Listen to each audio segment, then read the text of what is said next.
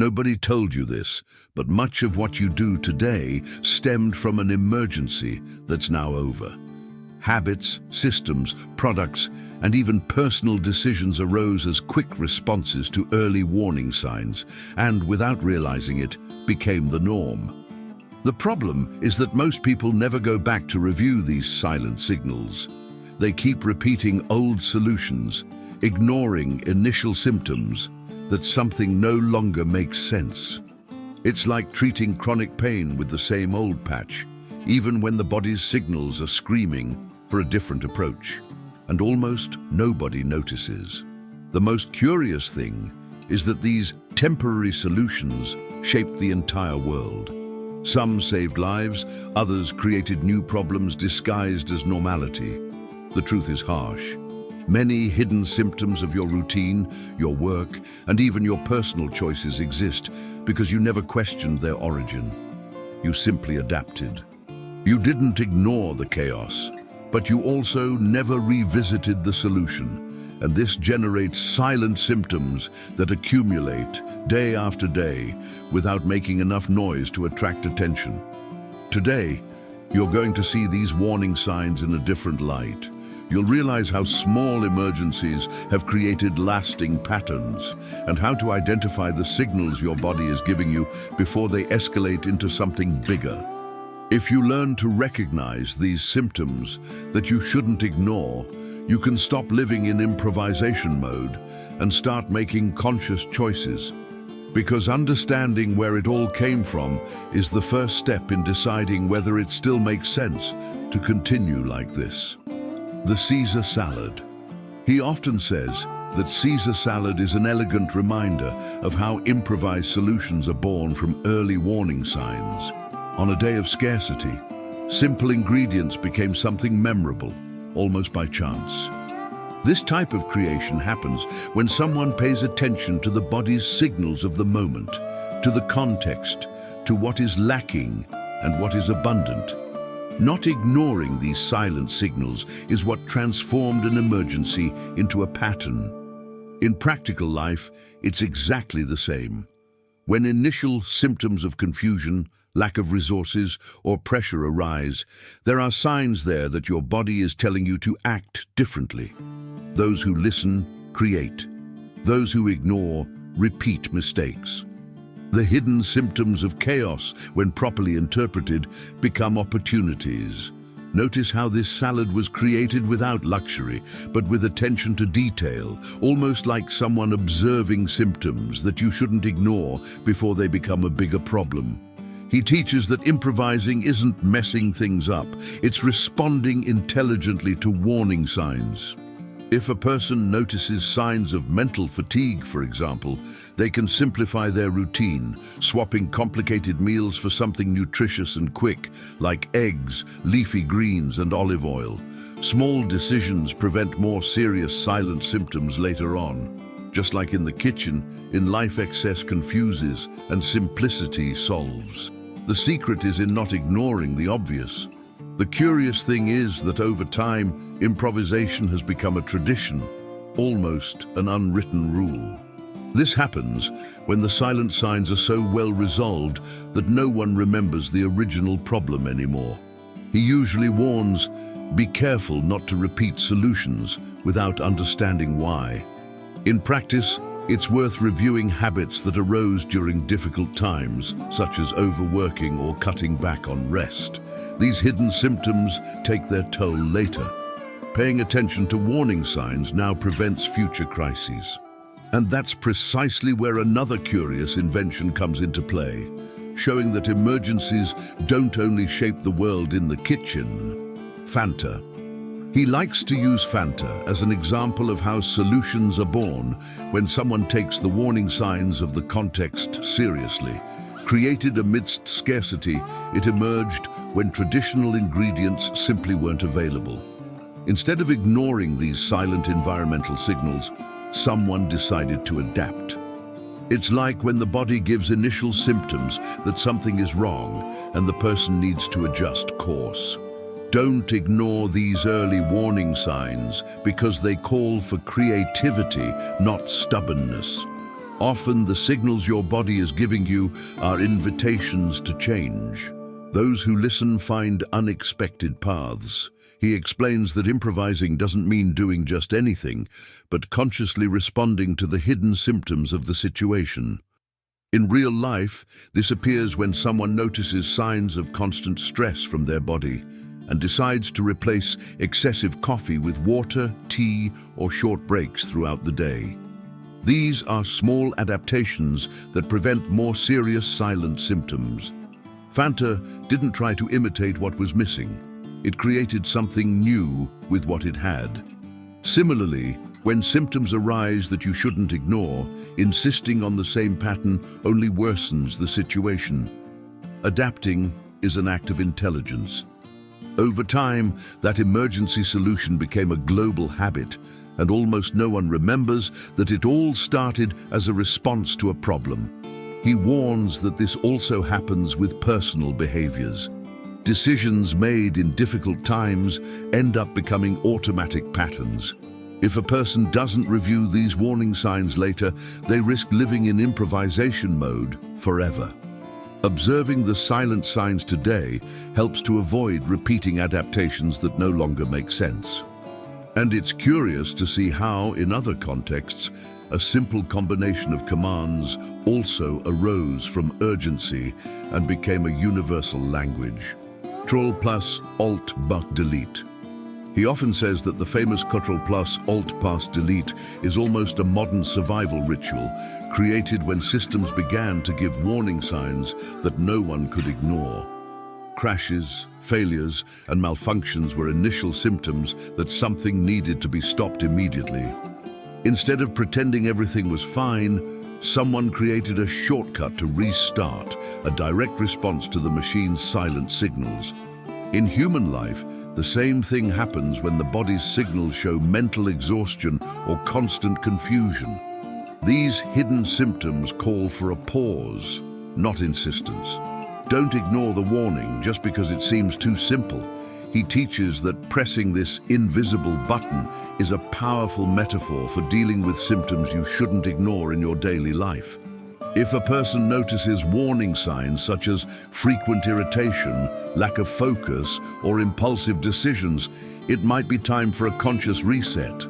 This could mean turning off notifications for a few hours, taking a walk outdoors, or even writing down everything that's overwhelming your mind.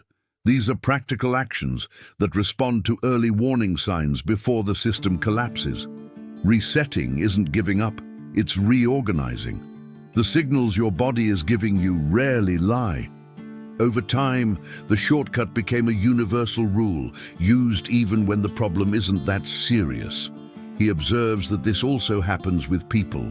Resets created for emergencies become the standard solution. If there's no attention, these silent symptoms accumulate beneath the surface. The secret lies in recognizing when a reset solves the problem and when something deeper is needed. And curiously, this logic of quick fixes also appears in something much simpler and more everyday, something crunchy and present on almost every table. Potato chips. He often smiles when he recalls that potato chips were born from an annoyance, almost a small protest against warning signs from a dissatisfied customer, a refused order, a persistent complaint, and voila, something new emerged. Instead of ignoring these silent signals from the environment, someone decided to overreact and ended up creating a classic. It's a reminder that even initial symptoms of frustration can be fruitful when interpreted correctly. The signals your body is giving you, whether of irritation or impatience, don't ask for repression, they ask for interpretation. Don't ignore the hidden message there. He explains that many people react badly to the hidden symptoms of criticism, when in fact they are warning signs for fine-tuning. In practice, this applies to work, relationships, and even personal habits. If someone notices bodily signals, such as tension in the shoulders or tightness in the stomach when dealing with certain tasks, it may be time to change their approach. Taking breaks, reorganizing priorities, or having clear conversations are simple responses to symptoms you shouldn't ignore.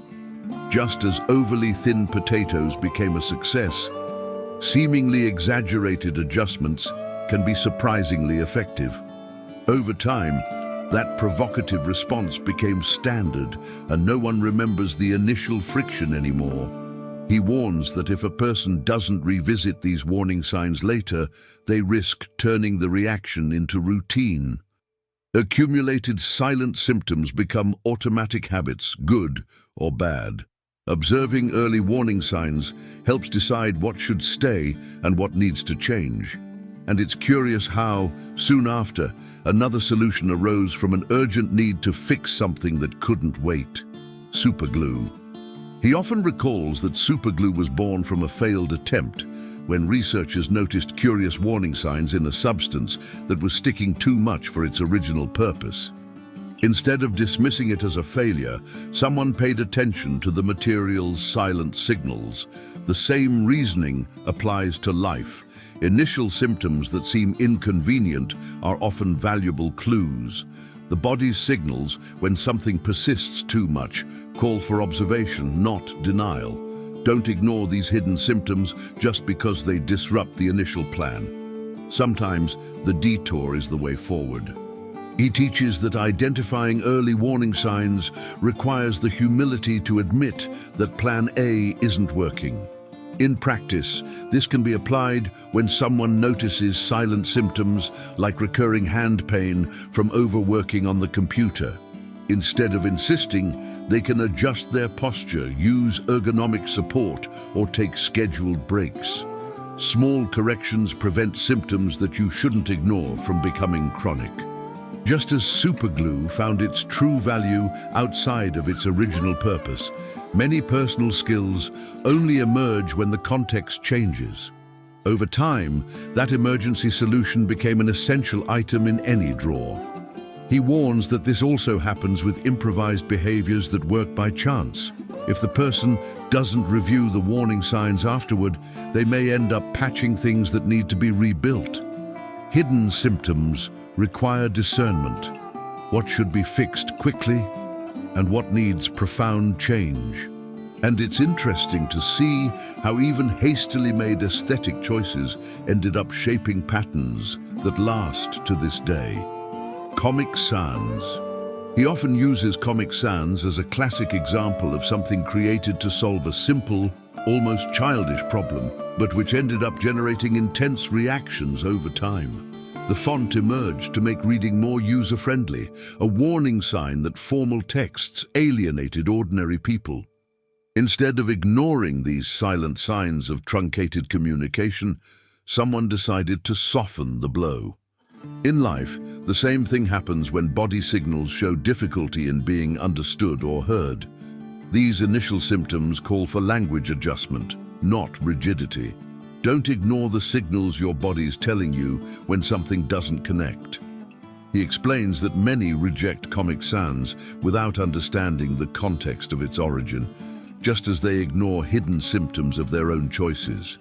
In practice, this appears when someone insists on speaking in a complicated way to seem intelligent, even noticing warning signs such as confused looks or awkward silences. A simple adjustment, such as using everyday examples or shorter sentences, solves the problem. These are direct responses to symptoms you shouldn't ignore if you want to communicate better. Clarity doesn't diminish anyone, it brings them closer. The silent signs of the other person's reaction always reveal the truth.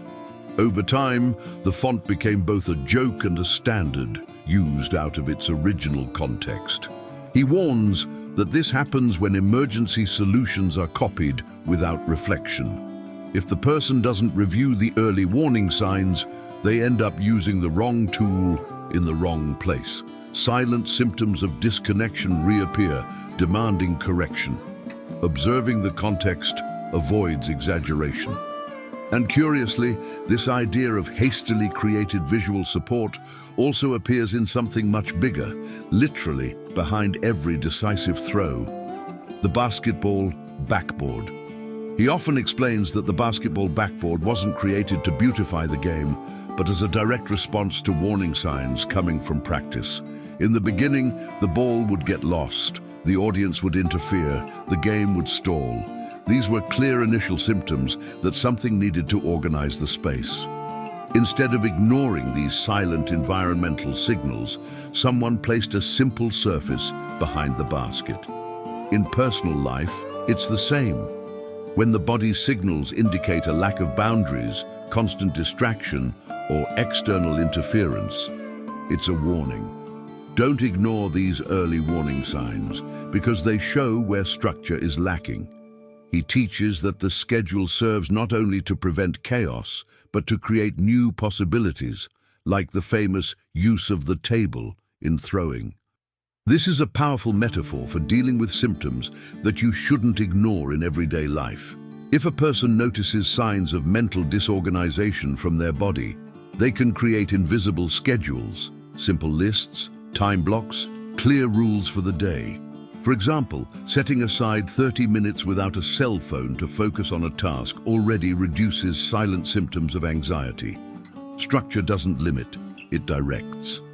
The signals your body is giving you are asking for support, not endless improvisation. Over time, the table became an inseparable part of the game, and no one questions its presence anymore. He warns that this also happens with personal limits created in times of need.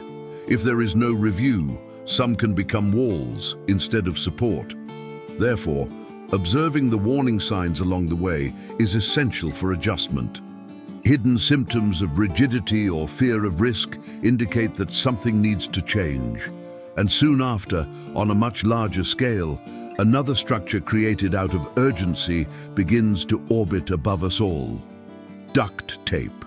He often says with a knowing half smile that duct tape is living proof that humans pay attention to warning signs when they no longer have time for theory. It emerged during wartime when leaks, failures, and constant improvisation were initial symptoms that could not be ignored. Instead of searching for the perfect solution, someone created something that worked now. It's the same with bodily signals. Persistent pain, extreme fatigue, or continuous irritation are silent symptoms that demand immediate action. Don't ignore these warning signs waiting for the ideal moment. Sometimes good enough saves the day. He teaches that duct tape doesn't solve everything forever, but it prevents the problem from worsening until a better solution appears. In practical life, this translates into simple actions in the face of symptoms that you shouldn't ignore. If a person notices signs of emotional exhaustion from their body, they can apply temporary tapes, going to bed earlier for a few days, reducing social commitments, or saying a strategic no. These are quick responses to hidden symptoms that prevent major breakdowns. The signals your body is giving you don't require perfection. They require immediate attention. Over time, that emergency solution became a symbol of versatility, used for everything, even where it shouldn't be. He warns that living eternally in duct tape mode takes its toll. Silent symptoms reappear when temporary repairs become a lifestyle. Observing early warning signs helps to know when to patch and when to rebuild. And it is precisely this awareness that closes a cycle of inventions created under pressure, but which ended up shaping the way the world works to this day. After all this, it becomes impossible to pretend it's a coincidence. The world you live in, the habits you repeat, and even the choices that seem natural were born as quick responses to warning signs that someone at some point decided not to ignore. The problem is that you inherited these solutions without inheriting the awareness. And then the silent symptoms appear. Persistent fatigue, routines that no longer make sense, decisions made on autopilot. The signs from the body, mind, and life continue to appear, but many people learn to live with them as if they were normal, and they are not. Now, the straightforward question is, which symptoms that you shouldn't ignore are being treated only with patchwork solutions? Which early warning signs are you pushing aside, telling yourself that it's always been this way? The signals your body is giving you don't ask for fear, they ask for courage. Courage to review patterns, question old habits, and realize that not every emergency solution deserves to become a permanent rule. Ignoring these initial symptoms is costly because the body and life always demand payment with interest. If this content has helped you see something you never noticed before, then it has already served its purpose. Now it's up to you. Observe the silent signs in your routine, rethink automatic decisions, and apply this knowledge before the hidden symptoms turn into bigger crises. And if you want to continue learning how to identify these warning signs in your daily life, subscribe to the channel and turn on notifications, because understanding what needs fixing and what needs rebuilding is the first step to truly changing your life.